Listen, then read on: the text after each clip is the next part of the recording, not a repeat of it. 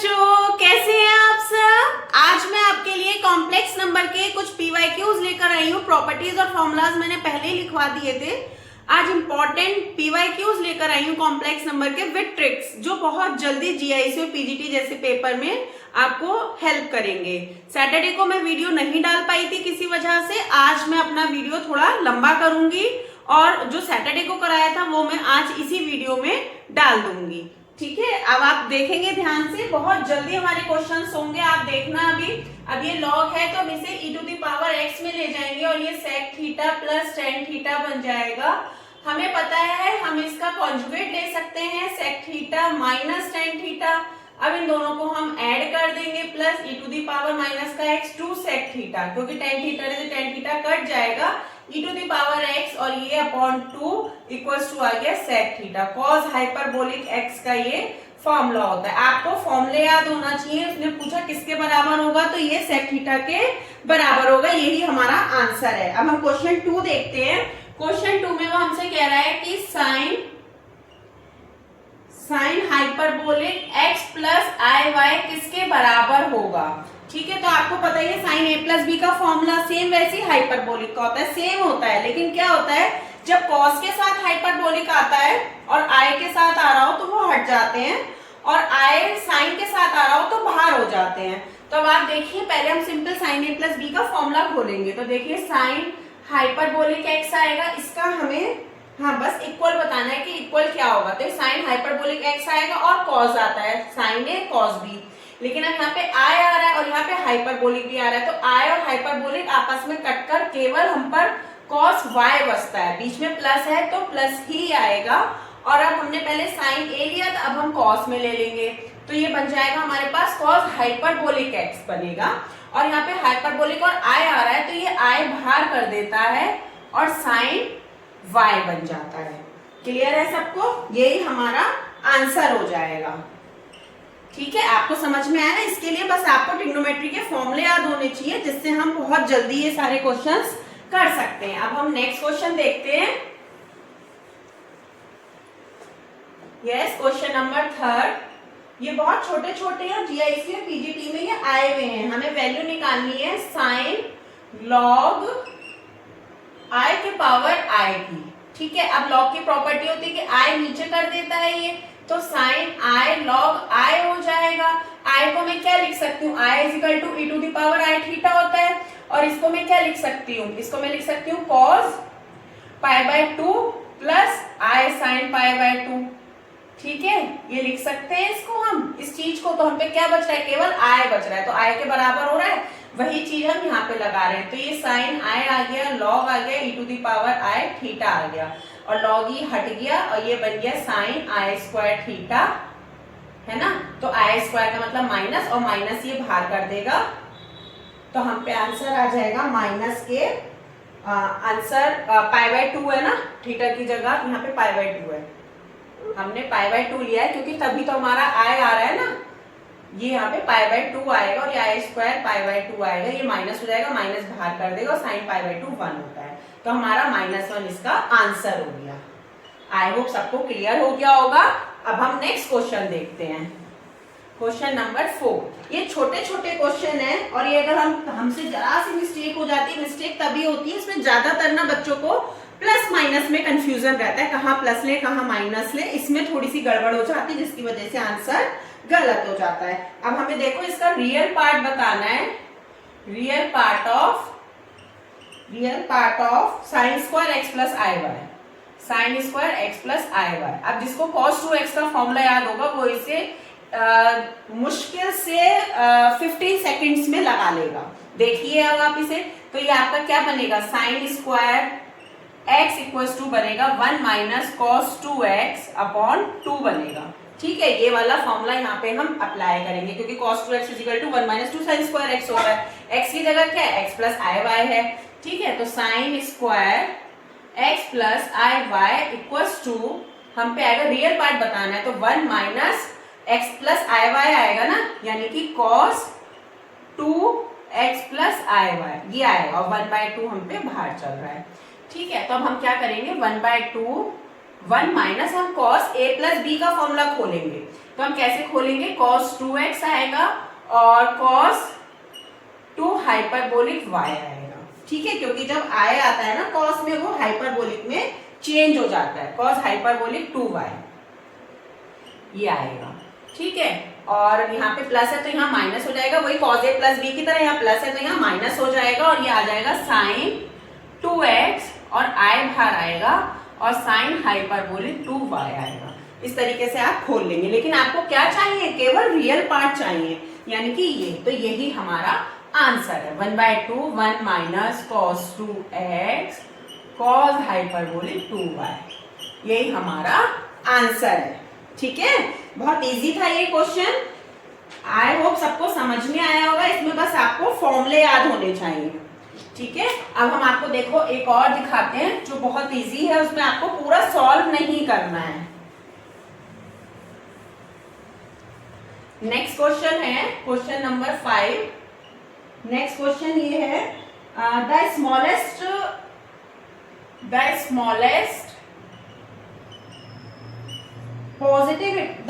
Value of positive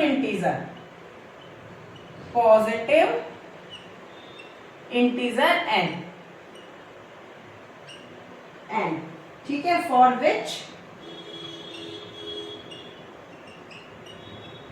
1 plus आई का whole n equals to में 1 minus आई का होल n, ठीक है। अब आप बताइए इसमें स्मॉलेस्ट इंटीजर हम कैसे देखेंगे। देखो हमें सबको पता है जब हम 1 प्लस आई का स्क्वायर इसे ऑप्शन से करेगा, ऑप्शन में 2 4 8 इस तरीके से नंबर दिए होंगे, अगर आप 2 रखते हैं तो आपका आंसर आ जाता है ये 2i माइनस का 2i, ठीक है। तो ये स्मॉलेस्ट इंटीजर नहीं हो रहा है, इसे खोल रहे हैं क्योंकि यहाँ पे ये इमेजिनरी दे रहा है, तो हमें इसका मतलब क्या करना पड़ेगा, n की जगह हमें 4 लेना पड़ेगा, n की जगह हमें 4 लेना पड़ेगा, जिसकी वजह से हमारा 4 आएगा, माइनस के 4 आएगा। ये देखो स्मॉलेस्ट पॉजिटिव इंटीजर बन गया, यही हमारा आंसर है। तो हमें पता चल गया जो स्मॉलेस्ट वैल्यू होगी पॉजिटिव इंटीजर उसने लिख दिया, तो इसलिए n इक्वल्स टू 4 हमारा आंसर हो जाएगा। इसे हम ऑप्शन से कर सकते हैं, हो गया कितनी जल्दी, और वरना आपको बहुत लंबा इसे लगाना पड़ेगा। अब हम क्वेश्चन नंबर 6 देखते हैं। क्वेश्चन नंबर 6 में हमसे कह रहा है कि 1 plus omega square plus omega cube plus dot dot omega की पावर 52, ठीक है। तो हमें क्यूब रूट की वैल्यू बतानी है, अगर क्यूब रूट यूनिटी है तो हमें इसकी वैल्यू बतानी है, जहां पर ओमेगा जो है वो 1 के बराबर नहीं है, ठीक है। तो अब हम क्या करेंगे इस क्वेश्चन में, हमें ना इसकी शॉर्टकट ट्रिक देखिए, वरना तो ये बहुत लंबा होगा। आप s इक्वल्स टू मानोगे, फिर दोनों तरफ ओमेगा से मल्टीप्लाई करोगे, फिर उसे वो डिवाइड करोगे, तब आएगा। शॉर्टकट ट्रिक ये है कि हमारी टोटल टर्म्स कितनी है, इसमें 52 टर्म्स ये है और एक टर्म ये है, टोटल टर्म्स कितनी है 53 है, टोटल टर्म्स कितनी है 53 है। तो अब ये क्यूब रूट की बात हो रही है, तो इसलिए हम किससे डिवाइड करेंगे, 3 से डिवाइड करेंगे। तो 3 से डिवाइड करके कितना आएगा हमारा, 1 आएगा और 17 आएगा, है ना, और 17 आएगा। 17 टर्म्स तो हमारी कैसी हो गई, 0 हो गई, क्यों, क्योंकि हमने 3 से डिवाइड करा है। तो 1 plus omega square equal to 0, omega cube omega 4 omega 5 equal to 0, ऐसे 3 के पेयर बन जाएंगे, कितनी बार, 17 बार। कितने बचे हमारे पास रिमाइंडर, 2 बचे, रिमाइंडर कितने बचे, 2, ठीक है। तो हम एंड की टर्म्स ना बचा के स्टार्टिंग की टर्म्स बचा लेंगे। अगर हम एंड की टर्म्स बचाएंगे तो कैलकुलेशन थोड़ी टफ होती है एग्जाम टाइम में, तो हमने स्टार्टिंग की 2 टर्म्स बचा ली, बाकी सारी हमने 0 कर दी, तो 1 प्लस ओमेगा हम पे बच गया, ठीक है, रिमेन्स 1 प्लस ओमेगा, और हमें पता है 1 plus omega minus omega square के बराबर होता है, यही हमारा आंसर है। देखिए कितनी क्विक आंसर आ गया हमारा, तो माइनस ओमेगा स्क्वायर हमारा आंसर होगा, क्योंकि 1 plus omega square equals to 0 के होता है। आई होप सबको ये ट्रिक समझ में आई होगी और क्लियर हुआ होगा। अब हम नेक्स्ट क्वेश्चन देखते हैं। यस, अब हम नेक्स्ट क्वेश्चन देखते हैं। हमें रियल पार्ट बताना है, real part of e to the power sin x plus i/y। अब ये देखिए कितना इजी, हम फटाफट इसको करेंगे। e टू दी पावर में हम sin a प्लस b का फॉर्मूला खोलेंगे, sin x cos hyperbolic y बन जाएगा, क्योंकि आई वाई जो होता है वो कॉस हाइपरबोलिक y, बीच में प्लस आएगा, कॉस x आएगा, आई आएगा और साइन हाइपरबोलिक y आएगा। अब इन दोनों को मैं अलग अलग कर लूंगी, साइन x आएगा, कॉस हाइपरबोलिक y आएगा, e टू द पावर में i cos x sine hyperbolic y इतना आएगा। अब ये e to the power sine x cos hyperbolic y तो एज इट इज आ जाएगा, और जो e टू दी पावर में हम थीटा खोलते हैं यूलर्स फॉर्मूले से, तो हम क्या लिखेंगे, कॉस लिखेंगे और कॉस x लिखेंगे, साइन हाइपरबोलिक y लिखेंगे। ये हमारा रियल पार्ट हो गया और यही हमारा आंसर है। क्लियर है सबको? यही हमारा आंसर हो गया। ये देखिए ये PYQ है, PGT में आया हुआ है ये। अब हम नेक्स्ट क्वेश्चन देखते हैं। नेक्स्ट क्वेश्चन में कह रहा है the nth root of unity, the nth root of unity, nth root of unity can be arrange as, मतलब हम nth रूट ऑफ यूनिटी में कैन बी अरेंज एज, कैसे अरेंज कर सकते हैं, हम ज्योमेट्रिकल प्रोग्रेशन में अरेंज कर सकते हैं उसको।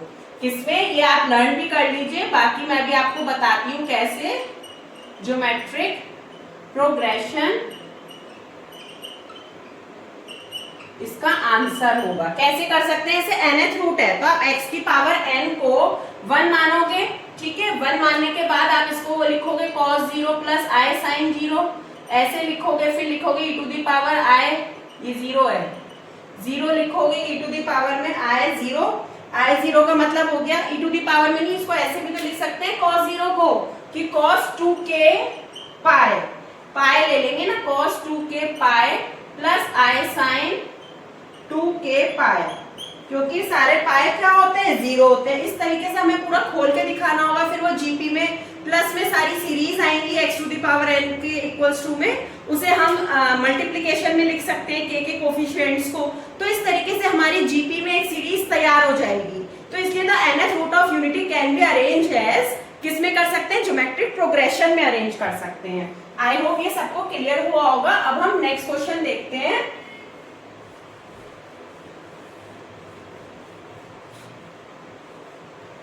नेक्स्ट क्वेश्चन हमारा है 1 plus omega square, 1 plus omega square, 1 plus omega 4, 1 plus omega 4, 1 plus omega 8 और 1 प्लस ओमेगा की पावर 16, कितनी, 16। आप देखो 2 2 जा 4, 2 जा 8, 2 जा 16, डबल होता जा रहा है।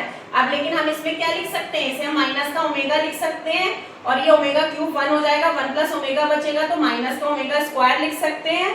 और यहाँ पे हम ऐसे लिख सकते हैं ना, 1 प्लस इसका क्यूब ये और ओमेगा स्क्वायर अलग, ऐसे लिख सकते हैं, तो ये 8 पावर बन जाएगी। तो हमने इसलिए क्या लिखा, 1 प्लस ओमेगा स्क्वायर को माइनस का ओमेगा लिख दिया। अब ये 16 है, तो 16 में हम कैसे करेंगे, 3 5 जा 15 कर लेंगे, है ना, ओमेगा की पावर 3 5 जा 15 और ओमेगा तो 16 हो गया, यानी कि 1 प्लस ओमेगा, 1 प्लस ओमेगा को हम क्या लिख सकते हैं, माइनस का ओमेगा स्क्वायर लिख सकते हैं, माइनस का ओमेगा स्क्वायर लिख सकते हैं। तो प्लस हो जाएगा, minus minus plus, minus minus plus, omega cube 1 होता है, यही हमारा आंसर है। आपने देखा हमने कितनी जल्दी इसको कर लिया, 1 हमारा आंसर आ गया। नेक्स्ट क्वेश्चन है कि अगर x बिलोंग कर रहा है -1 और 1 को, x बिलोंग कर रहा है 1 -1 और 1 को, तो tan हाइपरबोलिक इनवर्स x किसके बराबर होगा, ये हमें बताना है। तो इसके लिए हमें पहली बात तो ये ध्यान रखना होता है कि हमारा 1/2 log 1 प्लस एक्स अपॉन में 1 माइनस एक्स, हमें इसका ये फॉर्मूला याद कर लेना होता है, यही हमारा आंसर होता है। लेकिन ये आता कैसे है, क्योंकि साइन हाइपरबोलिक इनवर्स x जो है वो क्या होता है, वो होता है log x plus under root 1 plus X square होता है, और cos हाइपरबोलिक इनवर्स x हमारा होता है log x plus under root 1 minus X square होता है। क्लियर है? तो जब हम इनको साइन टैन में तोड़ेंगे, साइन में और हाइपरबोलिक में, तो हमारा जब सॉल्व करने के बाद इस तरीके से इसका आंसर आ जाएगा। तो आप ध्यान रखिए, इसको याद करने का तरीका ये है कि बच्चे गलत कर देते हैं, ऊपर 1 माइनस एक्स कर देते हैं, नीचे 1 प्लस एक्स कर देते हैं। सबसे पहले एक बात तो ये ध्यान रखिए कि जो tan हाइपरबोलिक इनवर्स x होता है उसकी वैल्यू हमेशा 1 से कम होती है, उसकी वैल्यू हमेशा 1 से लेस देन होती है, इसलिए 1 माइनस एक्स होगा। दूसरी बात, हम इसको sine x upon cos x में तोड़ रहे हैं। अब साइन x में सारा प्लस आ रहा है इसलिए यहाँ पे प्लस आएगा ऊपर, और कॉस x में अंदर माइनस आ रहा है इसलिए नीचे माइनस आएगा। ये याद करने की ट्रिक है, यही हमारा आंसर हो जाएगा। आई होप सबको क्लियर हो गया होगा। अब हम नेक्स्ट क्वेश्चन देखते हैं।